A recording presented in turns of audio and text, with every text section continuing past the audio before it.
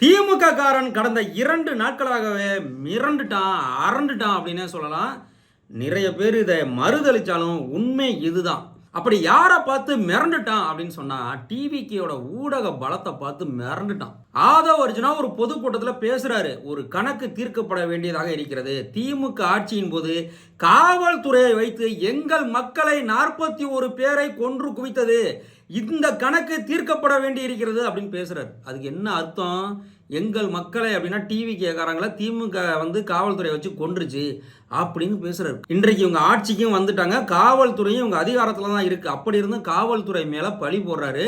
இதோட மறைமுக அர்த்தம் என்னன்னு சொன்னா, டிவிகே தொண்டர்களுக்கும் திமுக தொண்டர்களுக்கும் சண்டை முட்டி விடுற வேலை. இதுல பெரிய விஷயம் என்னன்னு சொன்னா, இந்த வழக்கு 41 பேர் கரூரில் மரணம் அடைந்தது. அது ஏன் எதுக்குன்னு மக்களுக்கே தெரியும். அந்த வழக்கு சிபிஐ விசாரணையில் இருக்கு. இவங்கெல்லாம் அந்த என்கொயரிக்கு போயிட்டு வந்துட்டு இருக்காங்க. எஃப்ஐஆர்ல ஆதவ அர்ஜுனாவின் பெயரும் இருக்கான்.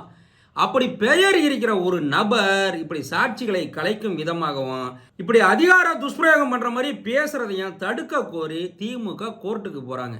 ஆனால் ஊடகங்கள்ல டிவிக்கு பலத்தை பாருங்க, இது அப்படியே திரிச்சிட்டாங்க. எப்படின்னா, டிவிகே விஜய் கரூருக்கு போறாரு 10ஆம் தேதி, அவரை போக விடாமல் திமுக தடுக்க பார்க்குது. எல்லா ஊடகங்கள்லையுமே பார்த்தீங்கன்னா விஜயை தடுக்குது திமுக. கோர்ட்டு தலையிலேயே கொட்டிருச்சு திமுக தலையில். விஜயை தடுக்க நீங்கள் யார்? நாங்கள் எப்படி உத்தரவு போட முடியும்? அவர் முதலமைச்சர் தானே, எங்கே வேணாலும் போகலாம் கோர்ட்டே சொல்லிருச்சுன்னு சொல்லி ஊடகங்கள் பூரா அதான் பேச்சு. ஆனால் பாருங்க, இந்த டேக் டைவர்ஷன் அரசு அப்படியே மடைமாக்கிட்டாங்க. அடேங்க அப்பா, இது மாதிரி பார்த்ததே கிடையாது நான். இதெல்லாம் பிஜேபி மாடல், அந்த காலத்தில் எம்ஜிஆர் செஞ்ச மாடல். அதாவது எம்ஜிஆர் முடிவு பண்ணியிருந்தார். அப்போ இவங்களை ஒரு சினிமா போதையிலேயே வச்சிருக்கணும் அப்படின்னு முடிவு பண்ணார். திடீர்னு பார்த்தீங்கன்னா கலைஞர் என்ன கொல்ல பார்க்குறாரு, திமுகவினர் அதிமுகவினரை கொல்ல பார்க்குறாங்க, கையில் அதிமுகவினர் கத்தி வச்சுக்க வேண்டும்லாம் எம்ஜிஆர் பேசினார். அந்த 15 வருடங்களும் ஒரு சினிமா போதையிலே வச்சிருந்தார் எம்ஜிஆர். அந்த ஃபார்முலாவை தான் இன்னைக்கு பிஜேபியும் கையாளுது ஒன்றிய அரசுல. ஒரு பொய்யை மறைக்க திரும்ப திரும்ப பொய் சொல்லு, ஒரே பொய்யை பல முறை சொல்லு, அது உண்மையாகிவிடும் அப்படின்னு அன்னைக்கு அந்த நாஜி கட்சியின் பிராட்காஸ்டிங் மினிஸ்டர் கோயபெல்ஸ் அடிச்சு விட்டாம பாருங்க, ஜெர்மனியவே கெடுத்தாம பாருங்க, நாசம் பண்ணாம பாருங்க. அந்த கோயபெல்ஸ் தத்துவம் தான் இது.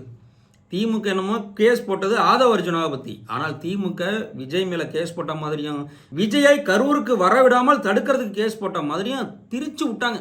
இதெல்லாம் பார்த்து உண்மையிலே நான் மிரண்டு போயிட்டேன். இத்தனைக்கும் கரூரில் இருந்த 41 பேருக்கு அரசு வேலை கொடுக்கறதுக்கு கிட்டத்தட்ட எல்லோருமே விமர்சிச்சுட்டாங்க. அதுவும் ஒரு வக்கீல் பேசியிருக்காரு பாருங்க, எவ்வளவோ மீனவர்கள் போய் கடலுக்கு போகிறாங்க, அங்கே இலங்கை கடற்படை சுட்டு கொள்ளுது, அவங்க குடும்பத்துக்கு யாராச்சும் நீங்கள் அரசு வேலை கொடுத்தீங்களா?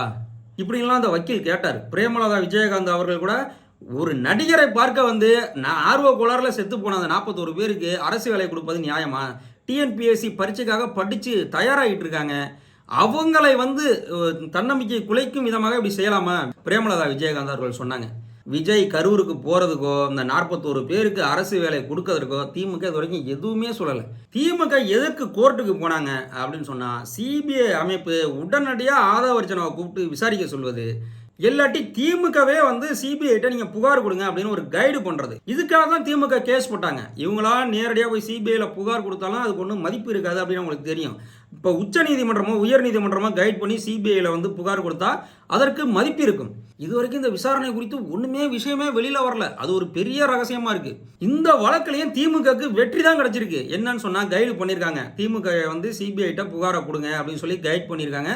திமுகவும் புகார் கொடுக்க போகிறாங்க. இது வெற்றி தான்.